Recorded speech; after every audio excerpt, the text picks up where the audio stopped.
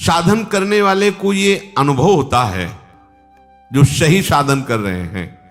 पहला, काम क्रोध पहले जितने तूफान लेकर आते थे अब वैसा नहीं आते हैं।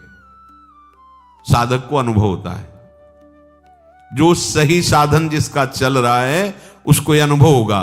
काम क्रोधादि दोष पहले जितना तूफान लेकर के आते थे, जितनी जल्दी जल्दी आते थे, अब उतना नहीं आते हैं। दूसरा, उनके वेग से जितना हम पहले दुखी होते थे उतना अब नहीं होते, अर्थात कम वेग से आने लगे हैं। तीसरा, पहले जितनी देर तक हम काम आदि के चिंतन में टिकते थे अब उतनी देर नहीं टिकते। ये तीन सुधार साधक में प्रारंभ से शुरू हो जाते हैं। देख लो अपने हृदय में, ये तीन सुधार प्रारंभ हो जाते हैं जिसका सही साधन चल रहा है। पहला, काम क्रोधादि दोष पहले जितनी जल्दी आते थे, जितना तूफान लेकर के आते थे, अब उतना नहीं आते। दूसरा, जितना व्यथित करता था वेग, हमें परेशान दुखी करता था, आता है पर उतना नहीं दुखी होते, वेग सहने लगे हैं। तीसरा, बहुत देर तक बहुत समय नष्ट होता था, इनमें लड़ाई होती थी, अंदर से चिंतन होता था, व्याकुलता होती थी, अब उतना नहीं, गया आया विवेक से नष्ट कर दिया। उपासक में अगर ये तीन बातें आने लगी हैं तो ये मिट जाएंगे, धैर्य रखिए। अगर ये तीन बातें आपके अंदर आ रही हैं, आपको दिखाई दे रहा सुधार है, तो अब इसका आखिरी कनेक्शन है, मैं शरीर हूं या शरीर मेरा है, काट दो, ये सब खत्म हो जाएगा। पर पहले ही आएगा, क्योंकि साधना प्रारंभ शरीर को लेकर के ही होती है, और इनकी बिल्कुल भी स्फुरना ना रहे, इनसे संबंध रखना नहीं है, तभी इनकी स्फुरना बंद होगी। मन बुद्धि में तदात्म, शरीर में तदात्म, फिर आप इनको जीत लें, ऐसी सामर्थ्य आप में नहीं है। जैसे जैसे भजन मार्ग में आगे बढ़ते हैं वैसे वैसे कम होते जाते हैं। जहां एक काम आदि विकार कम होने लगे तब साधक को परमात्म शक्ति का और अनुभव होता है। उसी शक्ति से, विवेक शक्ति से शरीर संबंध को ही हटा देता है। मैं कोई शरीर थोड़ी हूं जो मांग हो रही है अंतःकरण और शरीर की है, नहीं, इसको धर्म में लगाना है, प्रभु में लगाना है, नहीं नहीं। शरीर राग मिटा, विकारों की कोई गुंजाइश ही नहीं है, तभी वो रास विलास का अनुभव करता है। पांचों भूले देह शुद्धि, तब छठी भावना रास की। पहले तो ये प्रपंच हटे ना, राग हटे ना भोगों का। कभी कभी साधक को ऐसा प्रतीत होता है कि काम क्रोध का वेग पहले से भी अधिक आ रहा है। इसका दो कारण हो सकता है। पहला है कि आपको साधन करते हुए कोई भारी कुसंग हो गया। देख लीजिए, साधन करते हुए आप में कोई कुसंग जागृत हो गया, किसी ऐसे दृश्य को देख लिया, ऐसा संभाषण कर लिया या कुछ ऐसा, तो आपको लगेगा कि पहले से भी भयंकर विकार आ गया, कुसंग। अगर ऐसा नहीं हो, आपका साधन ठीक चल रहा है और फिर आपके अंदर ये बात आई है, तो कह रहे हैं कि जब भोगासक्ति मिटती है तो साधक की बुद्धि पवित्र होती है। पवित्र बुद्धि में थोड़ा भी स्फुरण पहाड़ जैसा नजर आता है, थोड़ा भी दोष उसे बर्दाश्त नहीं होता। अपवित्र बुद्धि में पहाड़ जैसा दोष भी तिनके के भी समान नहीं लगता। पवित्र बुद्धि में तिनके के जैसा दोष पहाड़ जैसा लगने लगता है। वो साधक हाय हाय करने लगता है कि पहले इतना गंदा नहीं था जितना आप गंदा विचार आता है। ये उसकी बुद्धि की पवित्रता है। दो बात ध्यान रखना है। पहले तो तुरंत हमें देखना है अपनी दिनचर्या में कि कोई दृश्य का कुसंग, शब्दों का कुसंग, व्यक्ति का कुसंग, भोजन का कुसंग तो नहीं हो गया जो हमारे अंदर इतनी विकार की वृत्ति आ गई। अगर आप निर्णय कर लिए कि नहीं ऐसा नहीं है, तो फिर आप निश्चिंत हो जाओ, ये आपकी बुद्धि की पवित्रता है जो आपके थोड़े से भी दोष को पहाड़ जैसा दर्शन करा रही है। अंतःकरण जैसे जैसे शुद्ध होता है तो साधक को थोड़ा सा भी विकार सहन करने की वो असहनशील हो जाता है। ऐसी बात कैसे आ गई मेरे हृदय में? ये पवित्रता का लक्षण है। ऐसा कैसे हो गया, मेरा मन कैसे राजी हो गया, नहीं हाय हाय मच जाता है, ऐसा कैसे हो गया। तो उसको लगता है कि बहुत हमारी बुरी दशा है, यद्यपि उसकी बहुत पवित्र दशा, अंतःकरण इतना निर्मल हो रहा है कि वो छोटी सी स्फुरणा को भी बर्दाश्त नहीं कर पा रहा है। यत चेत शाम, जब तक साधक शरीर और इंद्रियों से सुख भोगने के लिए लालायित रहता है, साधक की बात कह रहे हैं, संसारी तो रहता ही है, तब तक उसका असत संबंध सर्वथा नष्ट नहीं होता, इसलिए उसका मन उसके वश में नहीं रहता। और जब साधक भगवत रस प्राप्त करने का लोलुप हो जाता है तो उसे शरीर और भोगों से संबंध मिटाना ही होता है या स्वाभाविक मिटने लगता है, तब उसका मन निर्मल हो जाता है। मन में फिर काम क्रोध की स्फुरणा ही नहीं होती, मन स्वतः वश में हो जाता है। इसलिए भगवान कहते यत चेत शाम, अभी तो ब्रह्म निर्वाणम वर्तते विदितात्मनाम। उस साधक को भगवान विदितात्म नाम कहते हैं, जो जानना चाहिए वो जान जाता है, जिसके जानने के बाद कुछ भी जानना बाकी नहीं रहता। जो प्रभु को जान जाता है वो सब कुछ जान जाता है, क्योंकि प्रभु ही सब कुछ बने हुए हैं। प्रभु को जान गया तो सब कुछ जान गया, उसे और कुछ जाना कि ये जानना है वो जानना अब बाकी नहीं रहेगा। प्रभु को प्राप्त कर लिया तो कुछ प्राप्त करना बाकी नहीं रहता। शरीर के रहते हुए वो ब्रह्म स्वरूप भगवत स्वरूप हो जाता है। यदि ऐसा नहीं हुआ तो शरीर छूटते छूटते उसे बोध हो जाएगा भगवान की तरफ से, क्योंकि जीवन भर वो बहुत लगन से साधना की है, पर वस्तु की बोध वृत्ति नहीं आई तो भगवान कृपा करके अंतिम समय तक दे देते हैं। उसकी स्थिति में कोई अंतर नहीं पड़ता, वो जीते जी या शरीर छूटने के बाद दोनों एक ही गति को प्राप्त होते हैं। पर पहला है जीते जी भगवत साक्षात्कार हो जाए।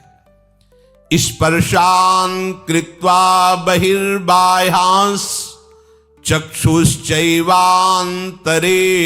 भ्रुवो प्राणापानौ समौ कृत्वा नासाभ्यंतरचारिणौ यतेन्द्रिय मनो बुद्धिर मुनिर्मोक्षपरायणः विगतेच्छा भय क्रोधो यह सदा मुक्त एव सः। बाहर के किसी भी पदार्थ का जो अंदर चिंतन नहीं करता, ध्यान दीजिए बहुत बढ़िया बात है। हम अधिकतर बाहर के ही चिंतन में अपना समय नष्ट कर देते हैं। मंत्र चल रहा है पर चिंतन सब बाहरी हो रहा है, प्रकृति का, किसी वस्तु का, किसी व्यक्ति का, किसी स्थान का। आप देख लीजिए, हमें उपाय करना है बाहर के चिंतन को छोड़ करके अपने आराध्य देव के चिंतन में, बाहर के पदार्थों का, व्यक्तियों का, व्यवहार का चिंतन छोड़ करके। अब इस पे ध्यान दीजिए कि आप जब भगवत चिंतन कर रहे हैं उस समय आपका चिंतन क्या होता है। देखिए, कोई बाहरी व्यक्ति होगा, कोई वस्तु होगा, कोई स्थान होगा, अभी ठीक चिंतन नहीं है। बाहर का चिंतन बाहर छोड़कर अपने आराध्य देव की चिंतन, ये तभी हो सकता है जब हमारा कोई संबंध नहीं, कहीं भी हमारा किसी भी व्यक्ति से, अच्छा आप ऐसा, अच्छा अमुक वस्तु, वो हमारे चिंतन में आ गई। अब हमें भगवत प्राप्ति करनी है तो बाहर के व्यक्ति, वस्तु, स्थान का चिंतन बाहर ही छोड़कर अपने आराध्य देव का चिंतन करना है। उपासक को अब अपना सेवा धर्म है, इसलिए इसकी विशेष आवश्यकता नहीं, उठते बैठते चलते फिरते नासिकाग्र दृष्टि रखनी चाहिए। यह शास्त्रों का स्पष्ट आदेश है, बहुत सी जगह यह आदेश दिया गया है, संतों ने भी ऐसा आदेश किया है। साधक को ऐसे देखने का नहीं है, संभाषण भी ऐसे, चलना भी ऐसे, किसी के नेत्रों में नेत्र मिलाने का आदेश कहीं शास्त्र साधक को नहीं देता है। नासिकाग्र दृष्टि रखे, इतनी दूर, बस आंख खुली हुई है। जब यहां आप एकाग्रता करोगे तो यहां शुरू हो जाएगा मंत्र। यहां आपको महसूस होगा कि आज्ञा चक्र आपका खुल रहा है। नेत्रों की दृष्टि नासिकाग्र, तो भौहों के बीच चिंतन प्रारंभ हो जाता है। बहुत इससे बल मिलता है। आप आंख मूंद करके मंत्र का चिंतन न करें, आंख खोलिए और ऐसे रखिए, तो आप देखिए फिर आप अक्षर अक्षर आपको दिखाई देने लगे। पर ब्रह्मचारी है तो ही टीक सकता है, नहीं तो जब ऐसे करोगे तो फटने लगेगा सर। इसके लिए हमें पावर चाहिए, वो ब्रह्मचर्य ही आपको पावर। अरे ये सब भगवत मार्ग की जितनी वृत्तियां हैं, इनसे एक एक वृत्ति संभालनी होती भगवत प्राप्ति के लिए। अब गाड़ी को तभी आप मार्ग में दौड़ा सकते हैं जब बढ़िया उसको पेट्रोल और डीजल आदि जो भी उसको चाहिए है। अब विषय भोगों में रत हो, कहा जाए नासिकाग्र लगाओ तो सो जाओगे, या तो सर दर्द करने लगेगा। नासिकाग्र दृष्टि नहीं रख सकते। मेरुदंड सीधी रखिए, कैसे रख सकोगे मेरुदंड? पावर ही नहीं रह गया शरीर में। सावधान रहिए, ये भगवत प्राप्ति के लिए शरीर है। नासिका में विचरने वाले प्राण और अपान वायु को सम कर ले। ये योग के द्वारा भी होता है और भजन के द्वारा भी होता है। जब कभी भाव आएगा, आवे तो अभी तो बेभाव हम चल रहे हैं, जो विषय आया हमें खरीद ले गया। बेभाव हमारा कोई मूल्य नहीं है। छोटी छोटी बातें हमें खरीद लेती, छोटे छोटे विषय हमें गिरा देते हैं, अभी भाव ही नहीं है। जब भाव आएगा तब आप देखना, केवल आराध्य देव रहेंगे और दूसरा उसको देख ले, उसकी श्वास, उसके शरीर की स्थिति। जब गाढ़ भाव आएगा तो सीधा ऐसे प्राण अपान अपने आप सम होने लगेंगे।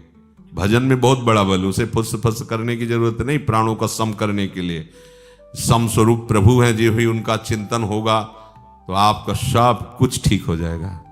एक भजन से ही कुंडलनी जागृत हो जाती है। भजन से ही प्राण अपान व्यान समान उदान पांचों प्राण पवित्र हो जाते हैं।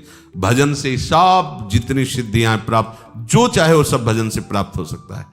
खूब नाम जप करे, खूब प्रभु के लीला गायन करे, इससे अपने आप सब सम आ जाएगा। विचार सम हो जाएंगे, बुद्धि सम हो जाएगी, प्राण सम हो जाएंगे। विषम संसार को जीत कर समता में स्थित हो जाओगे।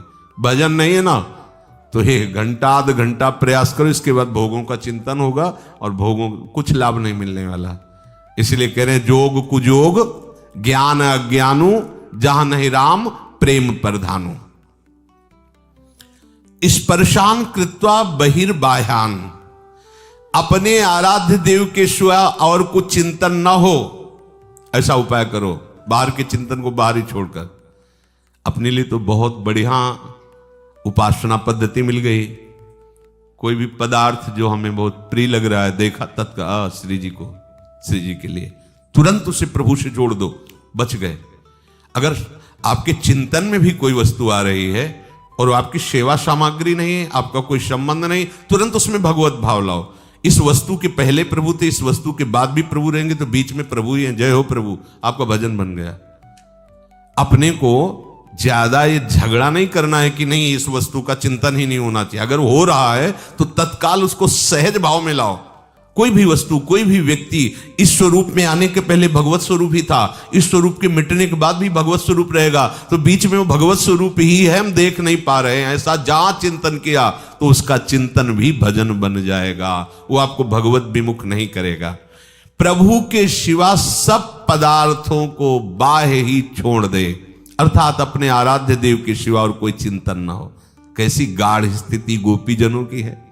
विक्रेतु कामा खिल गोप कन्या मुरारी पादार्पित चित्तवृत्ति दध्याधिकम मोह वशाद वोचद गोविंद दामोदर माधवेति।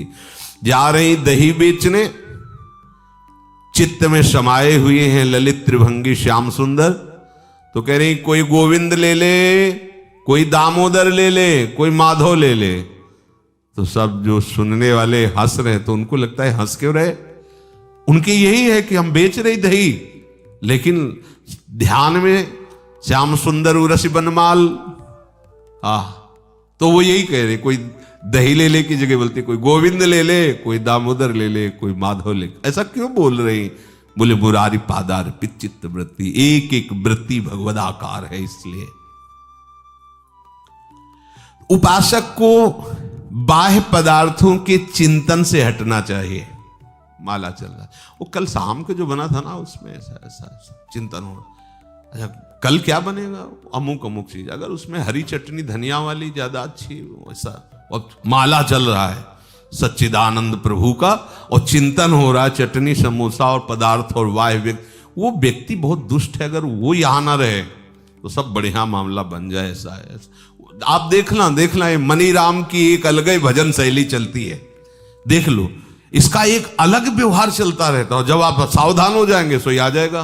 तो हर समय सावधान रहो, सेवा सुमिरन सावधान। बाह्य पदार्थों का संबंध सेवा से सहज में त्यागा जा सकता है। अभी जो बताया, सेवा भाव में उसे ले आओ, भगवत भाव में ले आओ। जो भी व्यक्ति वस्तु स्थान भगवत भाव, जो भी वस्तु प्रिय सेवा भाव, स्वामी जी के चरणों में अर्पित कर दो। अगर आपको प्रगट में नहीं मिल रही तो जो चिंतन में किया उसी को अर्पित करो। गरम गरम जलेबी, हाँ ठीक है, पाओ श्री जी, उसी से। अपना तो भजन इतना सरस है, अपने को कोई फंसा ही नहीं सकता। अगर आप ये सीख जाएं तो सखियों से चतुर और कोई नहीं है। चतुर शिरोमणि प्रियालाल को भी सुख पहुंचाती हैं। अपने को कोई नहीं फंसा सकता, न कोई विषय, न कोई पदार्थ, न कोई व्यक्ति। बस आप चतुर बनिए। जो व्यक्ति वस्तु विषय स्थान आए, सेवा लायक नहीं है तो भगवत स्वरूप, और सेवा लायक है तो उसी समय सेवा में समर्पित कर दो। बाद में जो होगा वो अलग चीज है। उसी समय मानसिक सेवा प्रारंभ हो जाएगी। उसी समय सेवा, खाली मत रहो। बाह्य वस्तु आई तुरंत सेवा में अर्पित करो। बाह्य व्यक्ति आया समझ में नहीं आ रहा, भगवत भाव कर लो, वो आपका भजन बन जाएगा। नहीं, माला चलता रहता है और विषय चिंतन होता रहता है।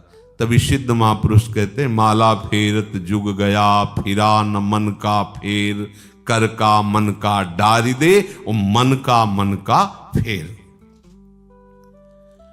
वास्तव में बाह्य पदार्थ बाधक नहीं है, बाधक है बाह्य पदार्थों से अपना संबंध करके चिंतन करना। समझो कितनी सुंदर बात है।